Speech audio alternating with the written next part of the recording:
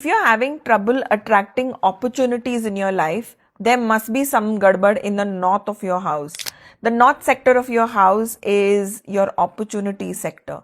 And if that place has a bathroom, has some kind of a drain, has a kitchen or a lot of kachra in it, you're going to be blocking opportunities from coming into your life. So check the north.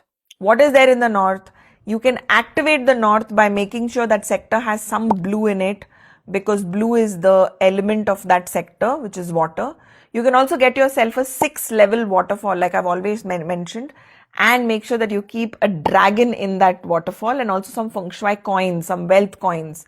And if you want to go over the top like me, put emperor coins in that, put some ingots in it, and keep that in the north. When the waterfall is switched on, make sure it's never off. There's no point. It needs to be on to activate the energy flow, like the chi energy that flows into your life. Make sure that you hear the sound of water.